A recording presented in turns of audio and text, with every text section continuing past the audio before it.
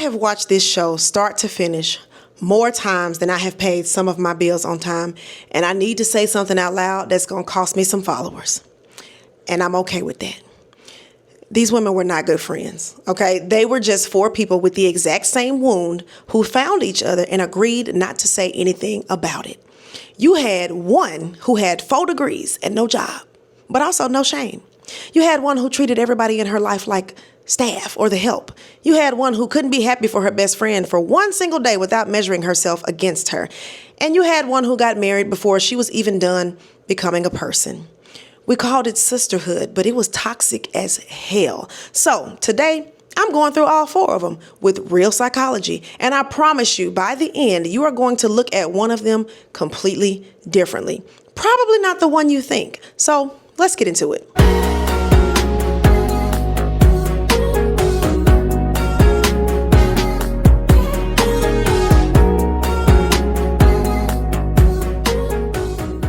What's up, everybody? It's your girl Indescribeabull, aka Geraldine Lake, and I'm back with another video dissecting our favorite show about Black women friend groups, girlfriends. Now, let me start with Lynn because Lynn is my favorite person to be mad at, okay? This woman collected degrees like Pokemon. Gotta catch them all, okay? She had 4 of them. 4, okay? And could not produce a single W-2. She was a professional student, a professional house guest, and a professional borrower. And she was not the least bit ashamed about it. And I know what the comments are going to say, okay? She was a creative. She was just finding herself, ma'am. She was finding herself in somebody else's guest room, eating somebody else's groceries, using somebody else's shower, and then critiquing that person's life choices on the way out. Girl, go to hell, okay? But here's the part that made me quiet on the creek, because the psychology on this is not what we expected. There is a thing called self-handicapping. Berglas and Joan proved it back in 1978. It's when a person creates an obstacle for themselves on purpose so that if they fail, the failure doesn't mean anything about their actual ability. They did not fail. They just weren't really trying. And that's the whole point of the obstacle. Lynn never got a job because a job is a place where you can be measured. School is safe. School, you can always restart. School, you can quit and call it a pivot. But a career keeps the score. And if she ever really tried and it didn't work, then she would have to know something about herself that she didn't want to know. So no, she wasn't lazy in the way we usually mean lazy, but she was scared, expensively and exhaustingly scared. But I still want my money back, okay? And so do the friends, because that was just trifling. All right. Now, Toni treated her friends like personal customer service. She wanted access, she wanted priority, and she wanted a refund every time she was mildly inconvenienced. Everything was always about her. Other people's everythings were always about her. You could be having the worst day of your life, and Toni would find the angle where it affected her schedule.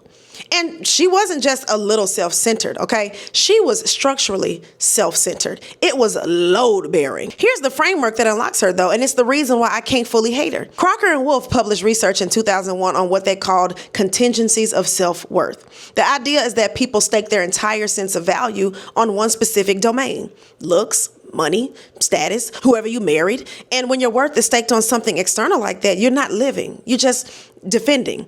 Every day is a security check. Toni staked her whole identity on being chosen, on the right zip code, on the right ring, on the right doctor, on the right last name. And you have to remember where the show told us that came from. This is a woman who spent her life running from where she started, from her loud country mama, from her hometown, from the version of herself she was taught was not enough. Colorism is all over that character, and researchers have documented for decades how it shapes who gets treated as valuable and desirable in and outside our own community. So Toni marrying a doctor was not a love story. It was another receipt for her to show off. And that is why the marriage would not hold up, because if the man is a trophy, then the marriage is a display case, and nobody in a display case is being loved properly. Now, let's get into the one that probably hurts the most. Joan could not be happy for Toni. Not really. Not all the way. She could say the words. She could throw the shower, but there was a whole thing under it, and everybody watching felt it, because Toni got the thing that Joan had been auditioning for since the pilot episode. That is upward social comparison. comparison. Festinger laid it out all the way back in 1954. We figure out how we're doing by measuring ourselves against the people closest to us. And notice, we don't compare ourselves to strangers. We compare ourselves to whoever is standing next to us, which means the person best positioned to make you feel behind in life is usually your best friend. Researchers have also split envy into two categories. There's the kind that lights a fire under you, and there's the kind that just wants the other person to have less. And Joan flirted with the second one every single time. But I want to be fair to her because Joan wasn't evil, she was just on a clock. She didn't build that clock though. There's a whole concept in psychology called the social clock. It's the schedule that society hands you about when you are supposed to be married, when you're supposed to have kids, when you're supposed to be settled. Joan was a successful attorney with her own money and her own home who still walked around feeling late. Girl, late for what? On whose deadline? And this is where Joan really has to answer. This woman conducted dates like depositions. She had a checklist. She was always looking for flaws on night number one. He chewed wrong. He called too soon. He didn't call soon enough. His shoes, his mama, his tone, his ex, or his hips, which I think is a valid reason, by the way. But she was not looking for a partner. She was looking for a reason or an excuse to not date somebody. There's research on this exact behavior. Raymond Nee published a study in 1998 on what he called implicit theories of relationships. Some people hold what he called destiny beliefs. If it's right, it'll feel right immediately. And any friction means that it was never meant to be. Other people hold growth beliefs. They think relationships are built through work and repair. Destiny people bail early. That's the finding.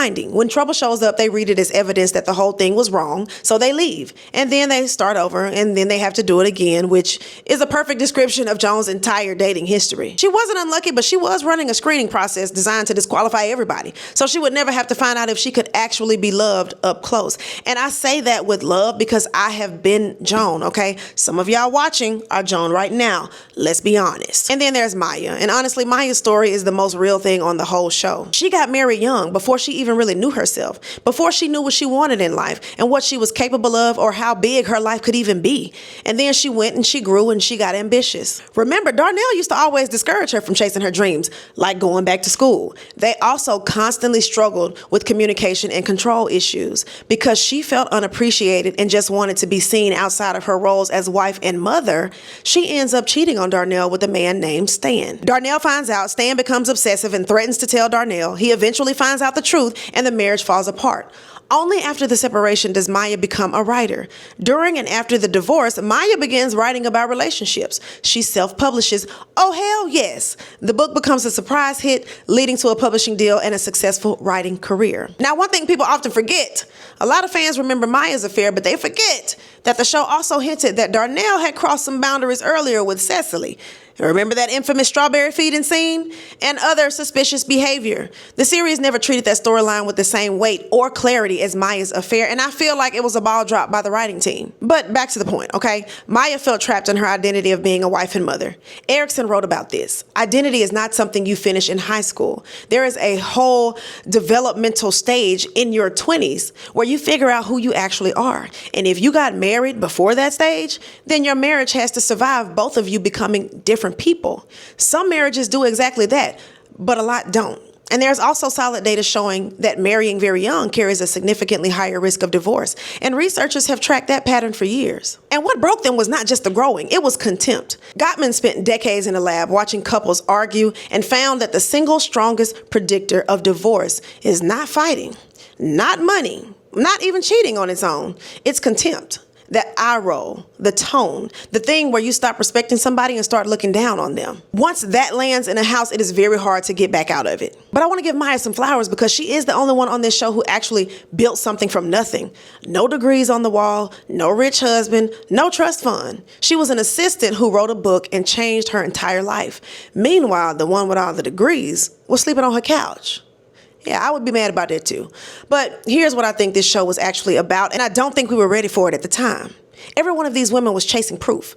Toni wanted proof she was valuable. Joan wanted proof she was chosen. Lynn wanted proof that she was special without ever having to be tested. Maya wanted proof that she was more than where she started. And none of them could get that proof from a man, a degree, a ring, or a book deal, which is why they kept going back for more. The friendship wasn't the problem, but it was extremely flawed because each of these women were searching for something external to fill a void that they could only fill themselves. So tell me in the comments, which one of them are you? And be honest, because I already told y'all that I am Joan. Joan on my worst day, okay? If this video made you rethink a show you thought you had all figured out, then subscribe, because I'm going through your whole childhood, one series at a time. And don't forget to hit that notification bell so you know every single time your girl uploads. And I'll catch y'all in the next video. Peace.